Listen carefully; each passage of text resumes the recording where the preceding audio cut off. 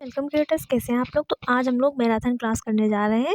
तो उसके पहले भी एक क्लास 2 क्लास ऐसी मैराथन हो चुकी हैं जिसमें आप लोगों के लिए बहुत ही महत्वपूर्ण जो क्वेश्चन है वो करवाए गए हैं। तो अगर आप लोगों ने अभी तक वो क्लास नहीं देखी है तो प्लेलिस्ट में जाइए, विजिट करिए, आप लोगों को क्लास मिल जाएगी। अगर चैनल को सब्सक्राइब नहीं किया है तो चैनल को सब्सक्राइब कर लीजिए, बेल आइकन को प्रेस कर लीजिए ताकि आप लोगों को ऐसी जो इंपॉर्टेंट क्वेश्चन जो क्लासेस हैं वो मिलती रहें। और अगर आप लोगों ने अभी तक हमारे टेलीग्राम चैनल को ज्वाइन नहीं किया है तो टेलीग्राम चैनल को ज्वाइन कर लीजिए। Home science by Priyanka ma'am search करेंगे तो आप लोग जो है टेलीग्राम से जुड़ जाएंगे, जहां पर आप लोगों को क्लास का पीडीएफ और जो क्लास का लिंक है वो दोनों दे दिया जाता है, जिससे आप लोगों को ईजिली सारी चीज़ें जो मिल जाएंगी और क्लास के बाद भी आप लोग पीडीएफ से अपनी अच्छी जो प्रिपरेशन है वो कर सकते हैं। तो बहुत सारी चीज़ें आप लोगों को यहाँ पर मिलती हैं और आगे भी मिलती रहेंगी। तो ऐसी बहुत सारी इंपॉर्टेंट जो क्लासेस हैं उनसे जुड़ने के लिए आपको हमारे जो टेलीग्राम चैनल है और जो चैनल है उसको सब्सक्राइब करना पड़ेगा। तो आइए हम लोग अपना जो क्वेश्चन है उसको स्टार्ट करते हैं।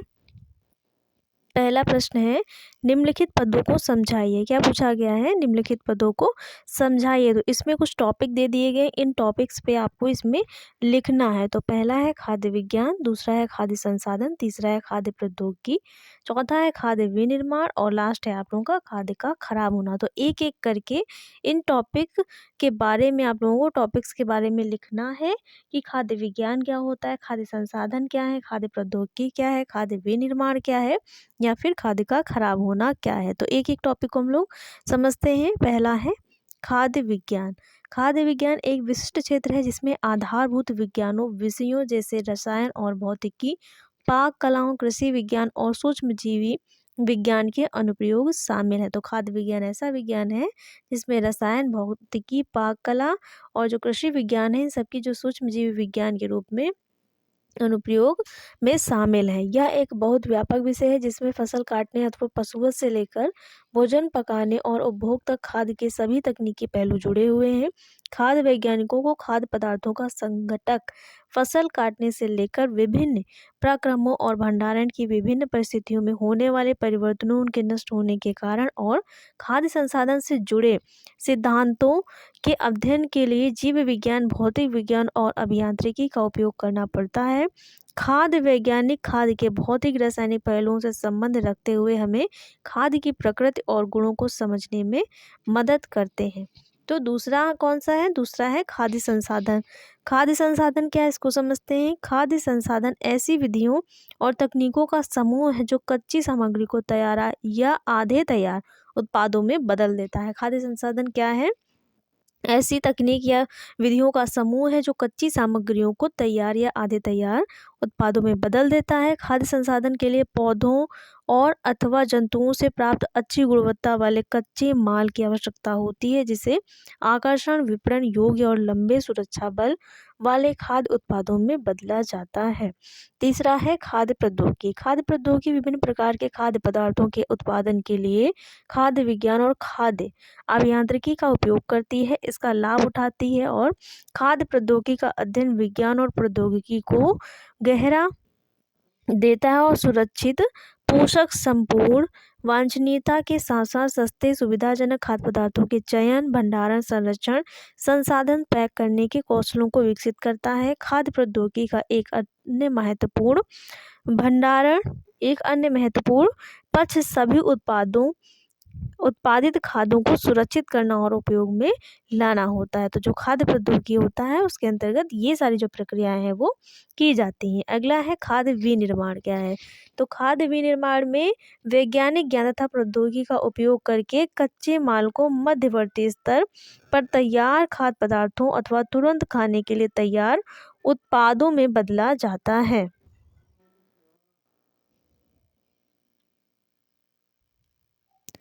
इसके अंतर्गत स्थूल, नाशवान और कभी कभी खाए जा सकने वाले पदार्थों को अधिक उपयोगी, शानदार, लंबे समय तक स्थायी रहने के लिए जो स्वादिष्ट खाद्य पदार्थों में बदलने के लिए विभिन्न उपक्रम उपयोग में लाए जाते हैं। तो खाद्य विनिर्माण में क्या होता है?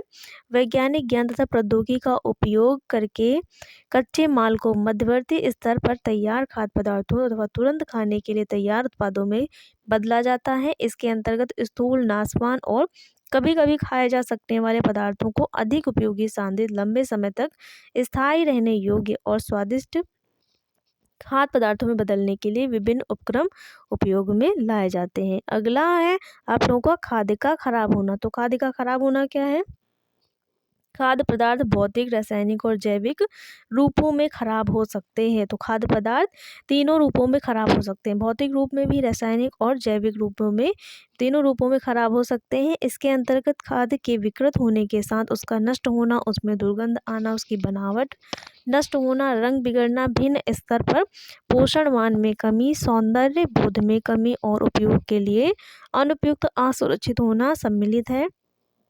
खाद के खराब होने के लिए जो कारक उत्तरदायी हैं वे हैं पीड़क कीटों का आक्रमण, भंडारण के लिए अपेक्षा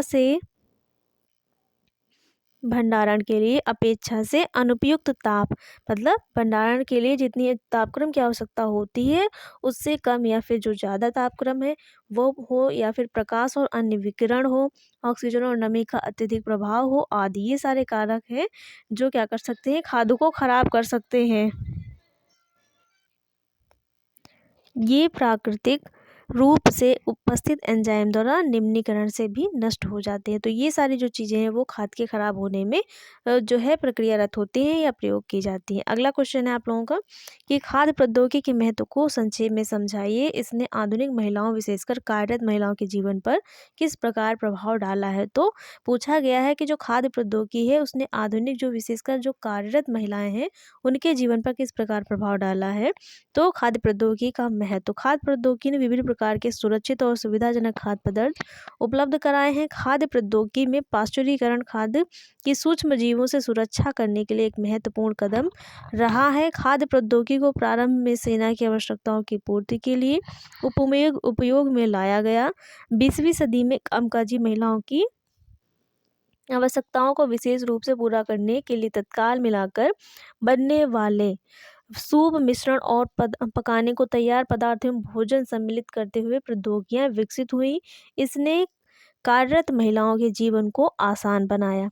अगला है खाद्य प्रौद्योगिकी ने पोषण संबंधी मुद्दों पर ध्यान तो दिया। भोजन की अधिमान्यताएं और रुचियां बदलने से लोगों ने विभिन्न क्षेत्रों की खाद्य वस्तुएं, व्यंजक अपनाना आरंभ कर दिया और पूरे वर्ष में मौसमी खाद्यों के लिए पसंद भी बढ़ गई। फलस्वरूप खाद्य प्रौद्योगिकी ने नई तकनीकों का उपयोग कर सुरक्षित और ताजे खाद्य उपलब्ध कराना जो है वो प्रारंभ कर दिया।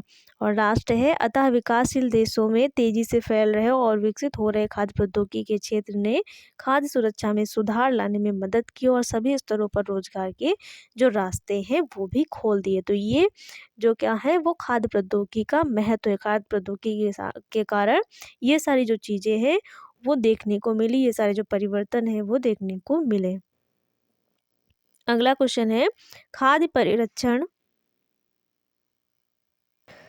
परिरक्षण की उन पुरानी विधियों की उदाहरण से सूची बनाई है जो घरों में उपयोग में लाई जाती हैं और वर्तमान में उनकी क्या व्यवहार्यता है। तो ये पूछा गया है कि खाद्य परिरक्षण की पुरानी विधियां कौन कौन सी हैं, उनकी सूची बनाने के लिए पूछा गया है। तो खाद्यों को फसल कटने या पशुवध के बाद नष्ट होने से बचाने की विधियां इतिहास पूर्व काल से चली आ रही हैं। पुरानी विधियां जो घरों में उपयोग में लाई जाती हैं वे हैं धूप में सुखाना, नमक लगाना या अचार बनाना, भूनना, चूल्हे में पकाना, नियंत्रित किमड़न और सेकना और साथ ही धूमन और मसालों का परिरक्षी के रूप में उपयोग करना। तो ये सारी जो विधियां हैं वो जो है पूर्व काल से ही चली आ रही है। यद्यपि औद्योगिक क्रांति आने से नई विधियां विकसित हो चुकी हैं परंतु ये आजमाई और परखी हुई विधियां आज भी उपयोग में लाई जा रही हैं। अगला क्वेश्चन है खाद्य परिरक्षण की वर्तमान स्थिति, इसके विकास का संक्षिप्त विवरण दीजिए। तो पूछा गया है कि खाद्य परिरक्षण की जो वर्तमान स्थिति है वो किस प्रकार की है और साथ ही इसका विकास किस प्रकार से हुआ, ये सारी चीज़ें इसमें आपको लिखनी पड़ेंगी। तो पहले समझते हैं खाद्य परिरक्षण का विकास। खाद्य परिरक्षण के विकास को निम्न प्रकार स्पष्ट किया गया है। पहला है डिब्बाबंदी खाद्य संरक्षण तकनीक। वर्ष 1810 ईस्वी में निकोलस एपर्ट द्वारा खाद्य पदार्थों को डिब्बों में बंद करने की प्रक्रिया को विकसित करना एक निर्णायक घटना थी। डिब्बाबंदी का खाद्य संरक्षण तकनीकों पर प्रमुख प्रभाव पड़ा। और दूसरा है कि पाश्चुरीकरण। 1864 ईस्वी में लुईस पास्चर द्वारा अंगूरी खराब के खराब होने पर शोध उसे खराब होने से कैसे बचाएं का वर्णन खाद्य प्रौद्योगिकी संरक्षण को वैज्ञानिक आधार देने का प्रारंभिक प्रयास था। अंगूरी शराब के खराब होने के अतिरिक्त पास्चर ने अल्कोहल, सिरका, अंगूरी शराब और बियर के अतिरिक्त दूध के खट्टा होने पर शोध कार्य किया। उन्होंने जो है अंगूरी शराब के अतिरिक्त इन सब पर भी जो है कार्य किया और साथ ही उन्होंने रोग उत्पन्न करने वाले जीवों को नष्ट करने के लिए पाश्चुरीकरण प्रक्रम को विकसित किया। तो जो पाश्चुरीकरण प्रक्रम है उसको किसने विकसित किया है? लुईस पास्चर ने विकसित किया है। पाश्चुरीकरण खाद्य की सूक्ष्म जीवों से सुरक्षा सुनिश्चित करने के लिए महत्वपूर्ण कदम था। जो पाश्चुरीकरण विधि है वो क्या करती है? जो खाद्य है उसकी सूक्ष्म जीवों से सुरक्षा करने का कार्य करती है। उपभोक्ताओं की विभिन्न उत्पादों की बढ़ती मांग और तैयार खाद्य एवं भोजन प्रौद्योगिकी का विकास 20वीं सदी में विश्व युद्धों, अंतरिक्ष में खोज और उपभोक्ताओं द्वारा विभिन्न उत्पादों की बढ़ती मांग ने इस खाद्य प्रौद्योगिकी के विकास में योगदान दिया। 20वीं सदी में कामकाजी महिलाओं की आवश्यकताओं को विशेष रूप से पूरा करने के लिए तत्काल मिलाकर बनने वाले सूप मिश्रण और पकाने को तैयार पदार्थ एवं भोजन की प्रौद्योगिकी का उपयोग आरंभ हुआ। तो इस तरीके से जो है खाद्य परिरक्षण की जो वर्तमान स्थिति है वो और साथ ही इसका जो विकास है वो हो पाया। अगला है पोषण संबंधी मुद्दों पर ध्यान तथा सुरक्षित और ताजे खाद्य उपलब्ध कराना। तो अब क्या हो गया? खाद्य उद्योग पोषण संबंधी मुद्दों पर ध्यान देने लगा। इन सब के बाद क्या हुआ कि जो खाद्य उद्योग है वो पोषण संबंधी जो मुद्दे हैं उन पर भी ध्यान देने लगा। भोजन की अधिमान्यताएं और रुचियां बदली और लोगों ने विभिन्न क्षेत्रों और देशों की खाद्य वस्तुएं व्यंजन अपनाना प्रारंभ कर दिया। पूरे वर्ष में मौसमी खाद्यों के लिए पसंद भी बढ़ गई। खाद्य प्रौद्योगिकीविदों ने नई तकनीकों का उपयोग कर सुरक्षित और ताजे खाद्य उपलब्ध कराने का जो प्रयास है वो किया। तो ये सारी जो चीज़ें हैं वो भी देखने को मिली। खाद्य परिरक्षण की जो विकास है उसके बाद ये सारी जो चीज़ें हैं वो देखने को मिली। सुरक्षित और सुविधाजनक खाद्य पदार्थ उपलब्ध कराना। 21वीं सदी में खाद्य प्रौद्योगिकी ने उपभोक्ताओं के स्वास्थ्य और अन्य बदली हुई आवश्यकताओं के अनुरूप विभिन्न प्रकार के सुरक्षित और सुविधाजनक खाद्य पदार्थ उपलब्ध कराए हैं।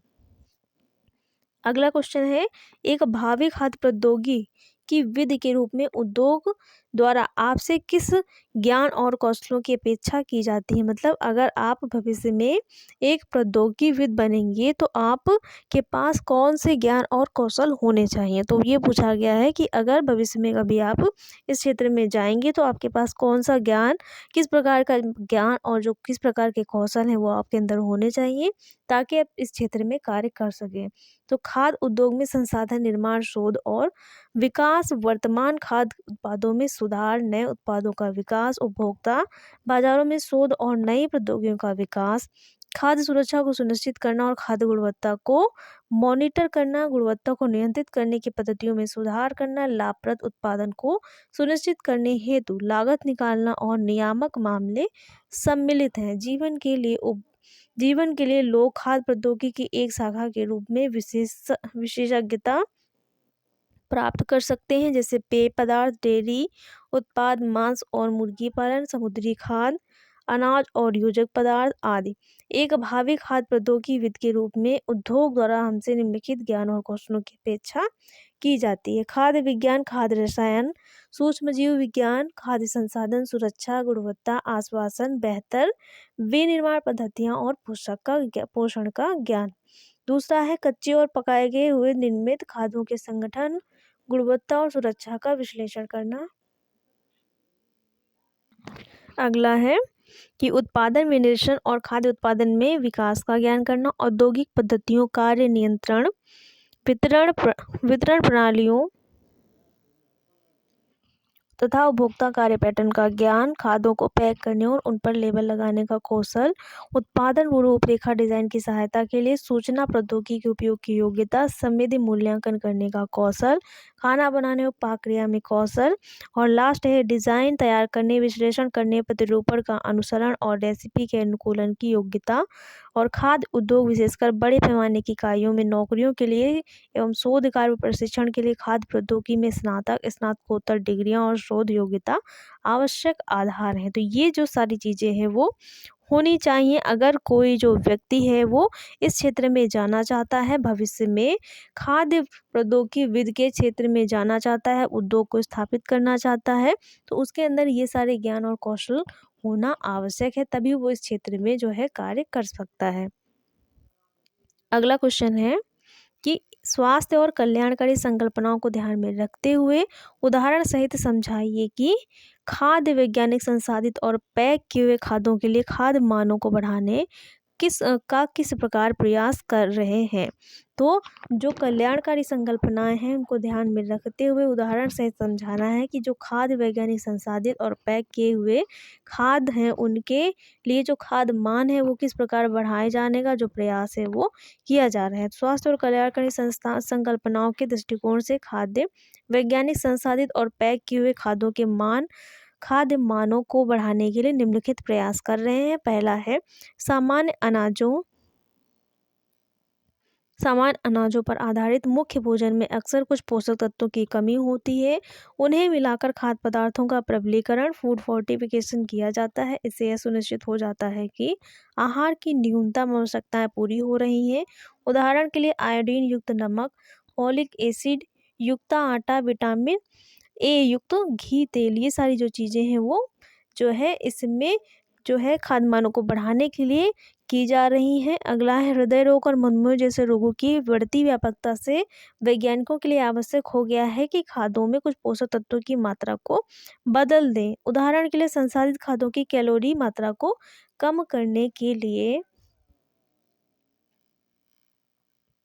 कैलोरी युक्त खाद्यों को कृत्रिम मिठास देने वाले पदार्थों से बदल दें। इसी प्रकार आइसक्रीम में वसा की जगह विशेष रूप से उच्चारित प्रोटीनों का प्रयोग आइसक्रीम में वसा जैसी चिकनी बनावट तो देता है परंतु ऊर्जा की मात्रा को कम कर देता है। तो ये जो सारी चीज़ें हैं वो की जा रही हैं ताकि जो खाद्य पदार्थ जो संसाधित जो खाद्य पैक किए हुए जो खाद्य पदार्थ हैं उनका जो मान है, उनकी जो गुणवत्ता है उसको बढ़ाया जा सके। तो ये सारे जो प्रयास हैं वो किए जा रहे हैं स्वास्थ्य और कल्याणकारी जो संकल्पनाएं हैं उसको ध्यान में रखते हुए। अगला क्वेश्चन है निम्नलिखित को संक्षेप में समझाइए। तो ये इतना ज़्यादा इम्पोर्टेंट नहीं है, आपके एग्जाम में नहीं आएगा। बाकी ये सारी जो चीज़ें हैं वो पूछी जा सकती हैं कि खाद्य को संसाधित और परिरक्षित करने की आवश्यकता क्यों है। तो खाद्य को संसाधित और परिरक्षित करने की आवश्यकता निम्न कारणों से होती है। प्राचीन काल से फसल काटने पर अनाजों को सुखा लिया जाता रहा है जिससे उनका जो सुरक्षा काल है वो बढ़ जाता है। अतः खाद्य की सुरक्षा काल को बढ़ाने के लिए उसको संसाधित और परिरक्षित करने की आवश्यकता है। और खाद्य पदार्थों का संसाधन उनकी सुपाच्यता स्वाद सुधारने और खाद्य पदार्थ की निरंतर आपूर्ति सुनिश्चित करने के लिए आवश्यक है। भारत में अचार, मुरब्बा और पापड़ संरक्षित उत्पादों के उदाहरण हैं। अगला है वर्तमान में सुविधाजनक खाद्यों, ताजे और अधिक प्राकृतिक खाद्यों, सुरक्षित और स्वास्थ्यवर्धक खाद्यों तथा पर्याप्त सुरक्षा काल वाले खाद्यों के लिए खाद्य को संसाधित और परिरक्षित करने की आवश्यकता है। तो खाद्य को संसाधित और परिरक्षित करने की आवश्यकता है, तो इसके लिए ये सारी जो चीज़ें हैं वो की जानी चाहिए, ये सारे जो चरण हैं वो अपनाए जाने चाहिए। दूसरा है कि खाद्य पदार्थों के खराब होने के रूप। खाद्य पदार्थों के खराब होने के रूप किस प्रकार से है। तो खाद्य पदार्थ भौतिक, रासायनिक और जैविक रूपों में खराब होते हैं। खाद्य के विकृत होने के साथ उसका नष्ट होना, दुर्गंध आना और बनावट नष्ट होना, रंग बिगड़ना, विभिन्न स्तर पर पोषण मान में कमी, सौंदर्य बोध में कमी और उपयोग के लिए अनुपयुक्त, असुरक्षित होना सम्मिलित है। तो अगर कोई खाद्य पदार्थ खराब होता है तो उसमें ये सारी जो चीज़ें हैं वो देखने को मिलती है। उसका जो रूप है वो विकृत हो जाता है और साथ ही उसमें दुर्गंध आने लगती है, उसकी जो बनावट है वो नष्ट हो जाती है, रंग बिगड़ जाता है और उसका जो पोषण मान है वो भी कम हो जाता है, सौंदर्य बोध में कमी हो जाती है। तो ये सारे जो लक्षण हैं वो खाद्य के खराब होने के हैं। जब खाद्य खराब हो जाता है तो ये सारे जो लक्षण हैं वो प्रकट होने लगते हैं। अगला है खाद्य पदार्थों के खराब होने के जो है कारण क्या क्या है। तो अभी पूछा गया कि खाद्य पदार्थ खराब होने के रूप, मतलब जो खाद्य पदार्थ है वो खराब होने पे किस प्रकार का दिखेगा। पूछे गए हैं कि उनके खराब होने के जो कारण है वो कौन कौन से हो सकते हैं। तो पहला कारण है खाद्य पदार्थों के खराब होने का कि पीड़क कीटों का आक्रमण क्या है कि उस पर जो है पीड़क कीट है उनका आक्रमण हो गया हो। संसाधन और अथवा भंडारण के लिए अपेक्षा से अनुपयुक्त ताप, प्रकाश और अन्य जो विकिरणें हैं उन ये भी कारण हो सकती हैं। ऑक्सीजन और नमी का अत्यधिक प्रभाव भी हो सकता है। और खाद्य पदार्थ सूक्ष्म जीव, जीवाणु, ईस्ट और फफूंदी अथवा पीड़कनाशियों जैसे कि रसायन से संदूषित होते हैं। खाद्य पदार्थ प्राकृतिक रूप से उपस्थित एंजाइम, वृहद प्रोटीन अणु जो रासायनिक उपक्रियाओं को त्वरित करने के लिए जैविक उत्प्रेरकों का काम करते हैं, द्वारा निम्नीकरण से भी नष्ट या खराब हो जाते हैं। पौधों और जंतु स्रोतों से प्राप्त खाद्य पदार्थों के कुछ अवयवों में फसल काटने तथा पशुवध के तुरंत बाद भौतिक रासायनिक परिवर्तन होते हैं जो खाद्य पदार्थों की गुणवत्ता को बदल देते हैं। खाद्य पदार्थ खराब होकर मानव भोग के लिए अनुपयुक्त बन जाते हैं। खाद्य पदार्थों के खराब होने का कारण सामान्यतः जीवाणु होते हैं। ये जीवाणु अनुकूल परिस्थितियों में बहुत जल्दी बढ़ते हैं। जीवाणुओं के विकास और वृद्धि के लिए निम्नलिखित परिस्थितियां आवश्यक होती हैं। पोषक पदार्थों की आवश्यकता, और दूसरा है नमी, अगला है पीएच, ऑक्सीजन स्तर, और लास्ट है कि रोधक पदार्थों जैसे प्रतिजैवी की उपस्थिति या अनुपस्थिति। खाद्य पदार्थों में मूल रूप से उपस्थित एंजाइमों की जो गतिविधि है वो पीएच ताप पर निर्भर करती है। ताजे फलों और सब्जियों में उपस्थित ऑक्सीकरण एंजाइम ऊर्जा के लिए ग्लूकोज का उपापचय हेतु ऑक्सीजन का उपयोग करना जारी रखते हैं और फलों तथा सब्जियों का सल्फकाल कम कर देते हैं। तो ये सारी जो चीज़ें हैं वो खाद्य के खराब होने के कारण है। इन सभी कारणों के कारण जो भोज्य पदार्थ है वो खराब हो जाता है। अगला है लेबल पर दी गई पोषक तत्वों के मान संबंधी सूचना की उपयोगिता। अगला है लेबल पर दी गई पोषक तत्वों के मान संबंधी सूचना की उपयोगिता। तो उपयोगिता, लेबल पर जो पोषक तत्वों की सूचना दी जाती है उसकी क्या उपयोगिता होती है। तो लेबल पर जो लेबल है उस पर दी गई पोषक तत्वों के मान संबंधित सूचना इस दृष्टि से उपयोगी होती है कि इस उत्पाद में कौन कौन से पोषक तत्व किस किस मात्रा में मिलाए गए हैं, और इसके आधार पर उपभोक्ता की आवश्यकता को समझा जाता है। जो भी पोषक तत्व उस भोज्य पदार्थ में मिलाए जाते हैं उन सब का जो विवरण होता है वो लेबल पर लिखा हुआ होता है। खाद्य विशेषज्ञ उनकी मात्रा को देखकर ही उपयुक्त उपभोक्ता को उसे उपभोग करने की सलाह देते हैं, और वह उसकी लेने की मात्रा भी निर्धारित कर पाता है कि कितनी मात्रा में कौन से उपभोक्ता को जो भोज्य पदार्थ है वो दिया जाना चाहिए। तो जो खाद्य पदार्थ है उस पर जो लगे लेबल होते हैं वो भोज्य पदार्थ में जो भी जो चीज़ें पड़ी हुई होती हैं उनका जो एक विवरण है वो प्रदान करते हैं कि इस भोज्य पदार्थ में कितनी मात्रा में जो पोषक तत्व हैं वो मिलाए गए हैं, और उसी के आधार पर जो भोक्ता है वो अपनी आवश्यकता के अनुसार उसको समझता है और फिर उसे ग्रहण करता है, और साथ ही जो उपभोग करने की सलाह देता है वो भी उनकी जो खाद्य विशेषज्ञ होते हैं लेबल को पढ़कर उनकी मात्रा को देखकर ही उपभोक्ता को उपभोग करने की सलाह देते हैं। अगला है 10+2 परीक्षा पास करने के बाद खाद्य संसाधन प्रौद्योगिकी के क्षेत्र में व्यवसाय के अवसर कौन कौन से हैं। मतलब अगर जो कोई व्यक्ति है वो 12th करने के बाद खाद्य संसाधन प्रौद्योगिकी के क्षेत्र में व्यवसाय के अवसर प्राप्त करना चाहता है तो उसके पास क्या क्या होना चाहिए। तो भौतिक, रसायन और गणित अथवा भौतिकी, रसायन और जीव विज्ञान विषयों के साथ 10+2 मतलब जो 12th है अथवा का समकक्ष परीक्षा पास करने के बाद कोई भी व्यक्ति विभिन्न राज्यों के विभिन्न खाद्य शिल्पों संस्थानों और उपयुक्त विज्ञानों के महाविद्यालयों से कम अवधि के प्रमाण पत्र, पाठ्यक्रम, शिल्प और डिप्लोमा पाठ्यक्रमों के लिए प्रवेश प्राप्त कर सकता है। इस प्रकार के पाठ्यक्रम खाद्य परिरक्षण और संसाधन तथा खाद्य प्रबंध संस्थानों के लघु उद्योग विभागों में रोजगार प्राप्त कर सकते हैं। तो ये सारी चीज़ें अगर किसी के पास है तो वो जो है इस क्षेत्र में जो व्यवसाय है उसके अवसर प्राप्त कर सकता है। अगला क्वेश्चन है खाद्य सुरक्षा और गुणवत्ता एक वैश्विक मुद्दा क्यों है, इसको स्पष्ट रूप से समझाइए। तो पूछा गया है जो खाद्य गुणवत्ता और खाद्य सुरक्षा है वो एक वैश्विक मुद्दा क्यों है, इसको स्पष्ट रूप से समझाइए। तो खाद्य गुणवत्ता और खाद्य सुरक्षा के बारे में मूलतः यहाँ पर आपको लिखना है। पुराने समय में बहुत से खाद्य पदार्थ घरेलू स्तर पर संसाधित किए जाते थे और उनकी शुद्धता चिंता का विषय नहीं होती थी, लेकिन वर्तमान में प्रौद्योगिकी और संसाधन में प्रगति, प्रति व्यक्ति आय में वृद्धि और बेहतर क्रय क्षमता के साथ साथ उपभोक्ता की बढ़ती मांग के कारण कई प्रकार के जो खाद्य उत्पादों का बड़े पैमाने पर निर्माण हो रहा है, जैसे संसाधित खाद्य पदार्थ, स्वास्थ्य के लिए खाद्य पदार्थ आदि। ऐसे पदार्थों की सुरक्षा के लिए आकलन की आवश्यकता होती है।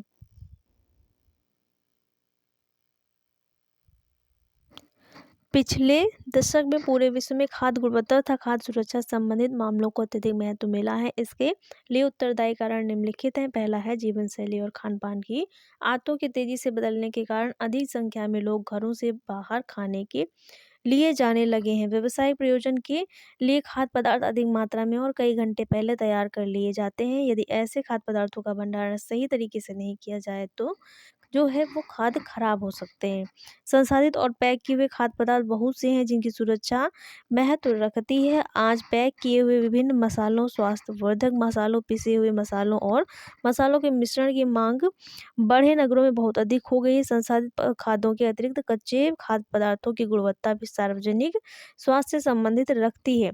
इसलिए खाद्य सुरक्षा और गुणवत्ता का मुद्दा प्रबल हो गया है। भोजन की व्यवस्था के लिए बड़ी मात्रा में खाद्य पदार्थों को अन्य स्थान पर पहुंचाना एक जटिल कार्य है और संसाधित तथा उपभोग के बीच एक लंबा अंतराल रहता है। अतः बड़ी मात्रा में उत्पादन और वितरण के बीच के समय का आकलन और सुरक्षा गुणवत्ता को बनाए रखने की दृष्टि से विचारणीय मुद्दा है। और अगला है सूक्ष्म जैविक अनुकूलन, प्रतिजैविक प्रतिरोधकता, परिवर्तित मानवीय सुग्राहिता और अंतर्राष्ट्रीय यात्राओं ने मिलकर खाद्य जनित सूक्ष्म जैविकों के मामलों में वृद्धि की है। आज हमें जितने भी खाद्य जनित रोगाणुओं की जानकारी है उनमें से लगभग आधे खाद्य जनित रोगाणुओं की जो खोज है वह पिछले 20 से 25 वर्षों में हुई है। अभी भी बहुत से ऐसे खाद्य जनित रोग हैं जिनके कारणों की जानकारी अभी तक नहीं है। यही कारण है कि खाद्य जनित रोगों का मुद्दा वैश्विक स्वास्थ्य से जुड़ा मुद्दा है और रोगाणुओं को ढूंढने, पहचानने और राष्ट्रीय व अंतर्राष्ट्रीय स्तर पर सक्रिय निगरानी की प्रणालियां स्थापित करने की आवश्यकता है। तो जो खाद्य सुरक्षा है और वो खाद्य गुणवत्ता है, इस प्रकार से एक प्रकार का जो वैश्विक मुद्दा है वो बना हुआ है। अगला क्वेश्चन है कि इन शब्दों को समझाइए। तो यहाँ पर भी आपको टॉपिक दे दिए गए, इन टॉपिक्स को आपको यहाँ पर लिखना है। खाद्य संकट, खाद्य अविषालुता, संदूषण और खाद्य गुणवत्ता अपमिश्रण। तो 5 टॉपिक दिए हैं, इन 5 टॉपिक को यहाँ पर लिखना है। पहला है अपमिश्रण। खाद्य संकट वह सापेक्ष संभावना है जब पदार्थ को किसी प्रस्तावित तरीके और मात्रा में प्रयुक्त ना किया जाए तो उसके फलस्वरूप क्षति हो सकती है।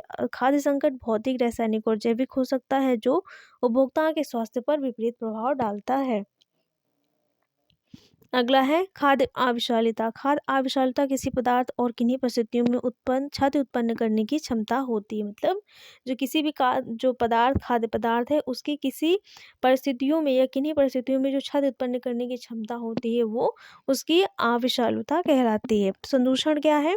संसाधन अथवा भंडारण के समय पहले बाद में खाद्य पदार्थ में हानिकारक, अखाद्य अथवा आपत्तिजनक बाहरी पदार्थों जैसे रसायन, सूक्ष्मजीवी, तनुकारी पदार्थों की उपस्थिति संदूषण कहलाती है। अगला है खाद्य गुणवत्ता।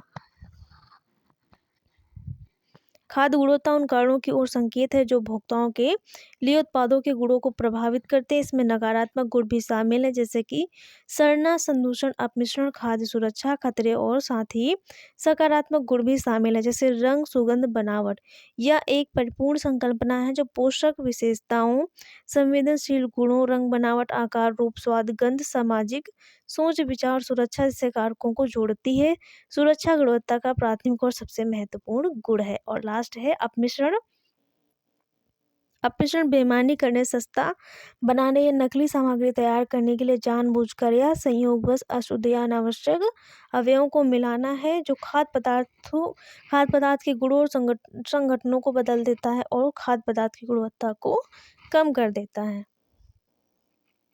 अगला प्रश्न है कोडेक्स एलिमेंटेरियस क्या है? तो पूछा गया है कोडेक्स एलिमेंटेरियस क्या है? तो कोडेक्स एलिमेंटेरियस का फुल फॉर्म भी पूछ लिया जाता है। शॉर्ट फॉर्म में आपको CAC लिख के दे दिया जाएगा और पूछा जाएगा कि इसका फुल फॉर्म क्या होता है। तो फुल फॉर्म भी याद रखिए CAC, और इसका फुल फॉर्म होता है कोडेक्स एलिमेंटेरियस और कमीशन होता है। तो C से कोडेक्स और A से एलिमेंटेरियस और C से कमीशन होता है। कोडेक्स एलिमेंटेरियस कमीशन एक अंतर सरकारी संस्था है जिसे उपभोक्ताओं के स्वास्थ्य, मानक, सुरक्षा और खाद्य तथा कृषि व्यापार को सुसाध्य बनाने के लिए स्थापित किया गया है। 1999 में इसके सदस्यों की संख्या क्रमशः 166 सदस्य देश तथा एक सदस्य संगठन की थी। भारत में भी इसका एक सदस्य देश है। CAC द्वारा प्रकाशित प्रलेख कोडेक्स एलिमेंटेरियस है। इस प्रलेख में उपभोक्ताओं के बीच और खाद्य व्यापार में निष्कपट पद्धतियों को सुनिश्चित करने के लिए मानक पद्धति की नियमावली, मार्गदर्शन और अन्य अनुशंसाएं सम्मिलित है। विभिन्न देश अपने राष्ट्रीय मानकों के विकास के लिए कोडेक्स मानकों का उपयोग करते हैं। अगला है HACCP के महत्व की विवेचना कीजिए। HACCP अर्थात संकट विश्लेषण और क्रांतिक नियंत्रण बिंदु। तो HACCP के बारे में यहाँ पर पूछा गया है। HACCP खाद्य की सुरक्षा का आश्वासन देने का एक साधन है। यह खाद्य विनिर्माण और भंडारण के लिए एक उपागम है जिसमें कच्ची सामग्री और विशेष प्रक्रम के प्रत्येक चरण पर विस्तार से ध्यान दिया जाता है। इसमें सम्मिलित है संकटों की पहचान, कच्ची सामग्री एकत्र करना, विनिर्माण, वितरण, खाद्य उत्पादों का उपयोग, आहार श्रृंखला के प्रत्येक चरण के समय होने वाले संकटों की संभावना का आकलन और संकटों के नियंत्रण के लिए जो उपाय है उनको बताना। और इसके बाद है इसका महत्व पूछा गया है। तो महत्व है कि HACCP के महत्व की विवेचना निम्न प्रकार है। पहला है यह खाद्य सुरक्षा को सुनिश्चित करने का उपागम है और HACCP अंतिम उत्पाद की गुणवत्ता को सुनिश्चित करने के लिए संसाधन या निर्माण के किसी भी स्तर पर जब समस्या उत्पन्न होती है तभी उचित कार्रवाई करके हमें खतरों की पहचान करने में सक्षम बनाती है। तीसरा है यह खाद्य सुरक्षा को सुनिश्चित करने के लिए उत्पादकों, संसाधकों, वितरकों और निर्यात करने वालों को संसाधनों का उपयोग प्रभावशाली तरीके से करने के लिए सक्षम बनाती है। FSSA 2006 अधिनियम HACCP और GMP और GHP के माध्यम से खाद्य सुरक्षा का प्राथमिक उत्तरदायित्व उत्पादकों और आपूर्ति करने वालों पर डालता है। इसलिए HACCP उपभोक्ता संरक्षण और अंतर्राष्ट्रीय खाद्य व्यापार के लिए महत्वपूर्ण है। यह सुनिश्चित रूप से उत्तम गुणवत्ता वाले उत्पादों का आश्वासन देता है। और यहाँ पर पूछा गया है कि राष्ट्रीय और अंतर्राष्ट्रीय खाद्य मानकों की सूची बनाइए। तो यहाँ पर पूछा गया है कि कौन से इसमें से राष्ट्रीय खाद्य मानक है और कौन से अंतर्राष्ट्रीय। तो राष्ट्रीय में आएगा आपका ISI मार्क, एग मार्क और कोडेक्स मान, और अंतर्राष्ट्रीय में आता है ISO। तो ये सारे जो हैं वो राष्ट्रीय और अंतर्राष्ट्रीय खाद्य मानक है। तो इनकी सूची भी पूछी जा सकती है। 2 नंबर का या फिर 1 नंबर का जो क्वेश्चन है यहाँ से आपका बन सकता है। अगला प्रश्न है प्रारंभिक बाल्यावस्था देखभाल और शिक्षा से आप क्या समझते हैं। तो पूछा गया है कि प्रारंभिक बाल्यावस्था देखभाल और शिक्षा क्या है। तो प्रारंभिक बाल्यावस्था देखभाल और शिक्षा एक ऐसी गतिविधि है जो विभिन्न स्थितियों में बाल्यावस्था को लाभ पहुंचाने के साथ ही इन मूलभूत कामों में माता पिता और समाज की सहायता करके परिवारों को जो है लाभान्वित करती है। राष्ट्रीय पाठ्यचर्या की रूपरेखा 2005 के प्रारंभिक बाल्यावस्था शिक्षा पर NCERT द्वारा प्रकाशित पत्र के अनुसार प्रारंभिक बाल्यावस्था देखभाल और शिक्षा के मूल उद्देश्य निम्नलिखित हैं। पहला है बच्चे का समग्र विकास जिससे वह अपनी क्षमता पहचान सके, विद्यालय के लिए तैयारी, महिलाओं और बच्चों के लिए सहायक सेवाएं प्रदान करना। तो ये सारे जो है वो प्रारंभिक बाल्यावस्था और देखभाल के अंतर्गत आते हैं। अगला क्वेश्चन है देखभाल की वे कौन सी विभिन्न व्यवस्थाएं हैं जिनकी आवश्यकता छोटे बच्चों को हो सकती है। तो पूछा गया है कि देखभाल की वे कौन सी विभिन्न व्यवस्थाएं हैं जिनकी आवश्यकता छोटे बच्चों को होती है। तो इसमें से पहली है परिवार के वयस्क सदस्यों द्वारा देखभाल।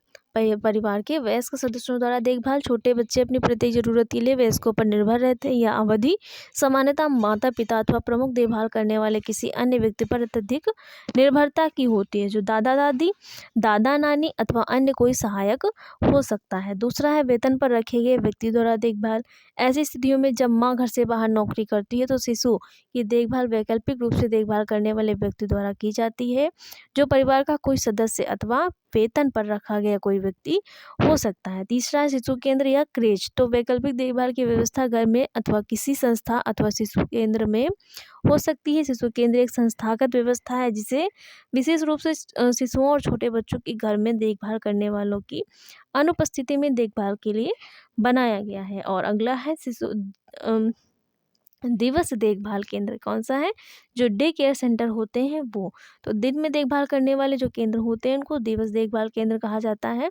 बच्चों की विद्यालय पूर्व वर्षों में देखभाल करते हैं। इसमें शिशु एवं विद्यालय पूर्व के बच्चे शामिल हो सकते हैं और घर में प्रमुख देखभालकर्ता की अनुपस्थिति में ये बच्चों की देखभाल करते हैं। तो ये सारी वो व्यवस्थाएं हैं जिनकी आवश्यकता छोटे बच्चों को हो सकती है।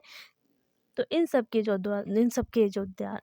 के द्वारा जो बच्चे होते हैं उनकी जो देखभाल है वो की जाती है।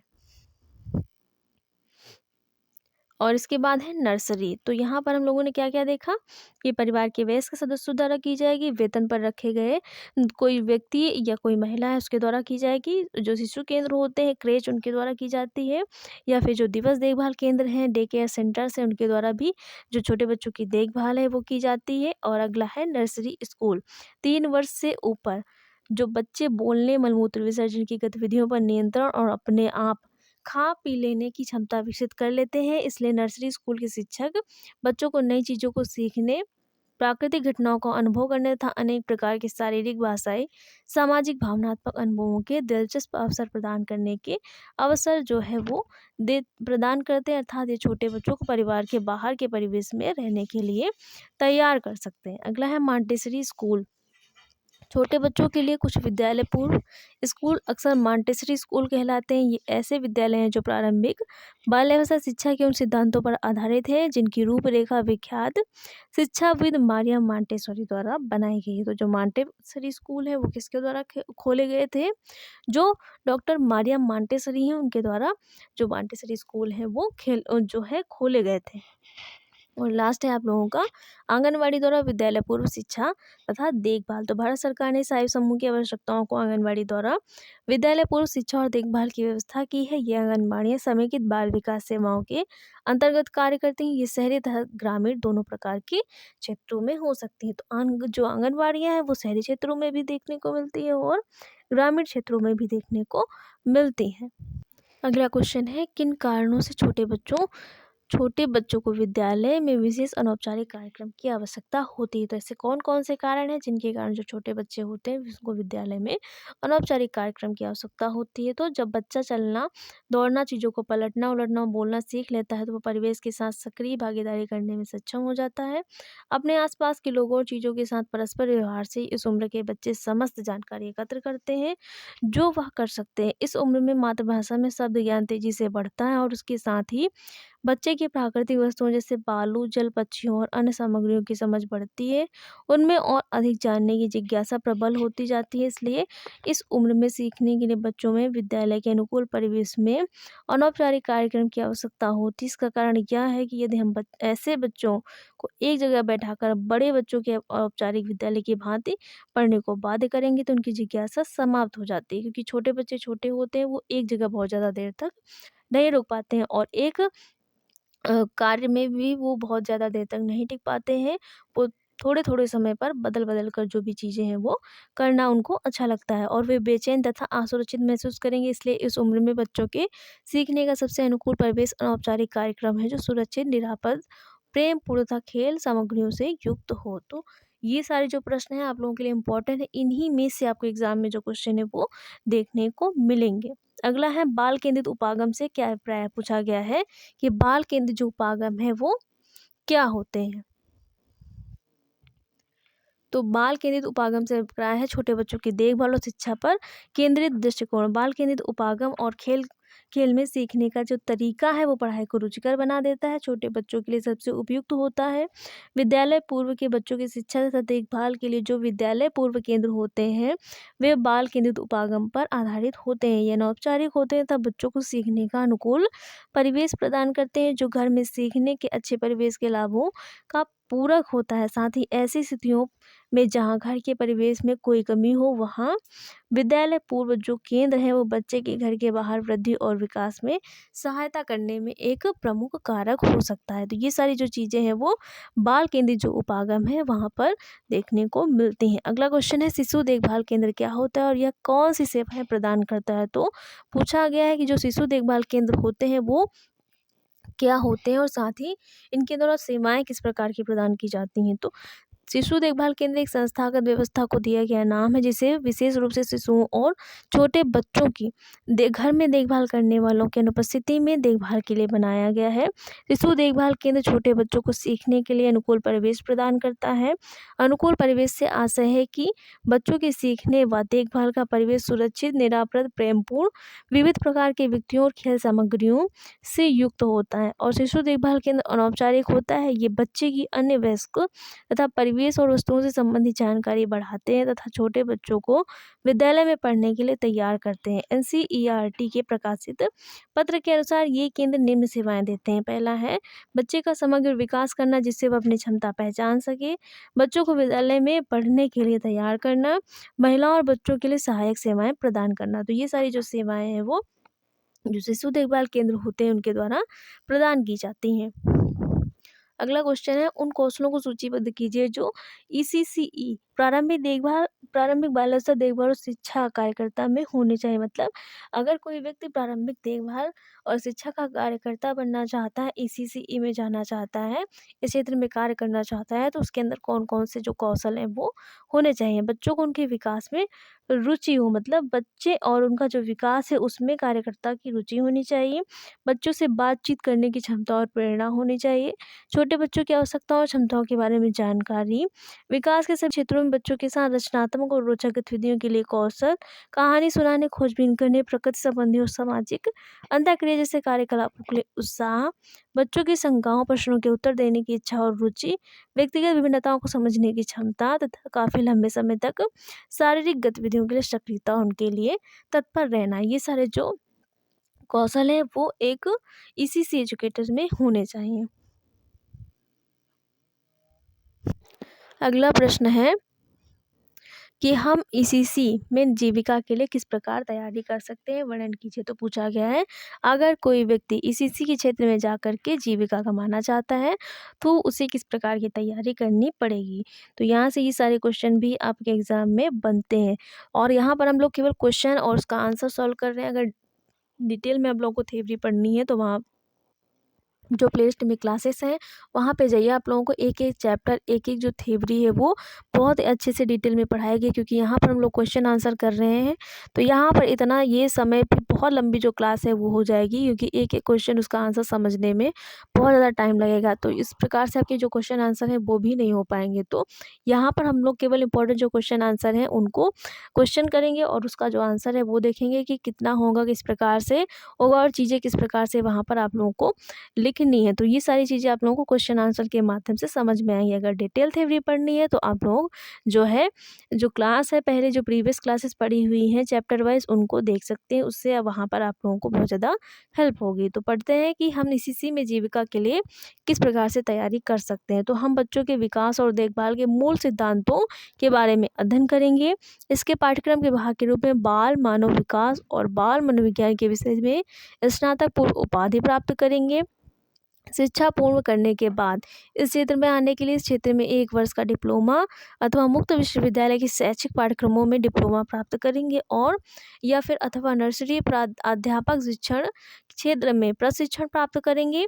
उक्त पाठ्यक्रमों को करने और उपाधियों को अर्जित करने के अतिरिक्त हम बच्चों के प्रति उदारता और उनसे बातचीत करने का रुझान अपने अंदर विकसित करेंगे। हम उस समुदाय और संस्कृति की जानकारी हासिल करेंगे ताकि विद्यालय पूर्व केंद्र की गतिविधियां उन सांस्कृतिक और क्षेत्रीय वातावरण के अनुकूल हों। हम उन प्रशासनिक और प्रबंधकीय कौशलों में सक्षम बनेंगे जिनका रिकॉर्ड रखने, लेखाकरण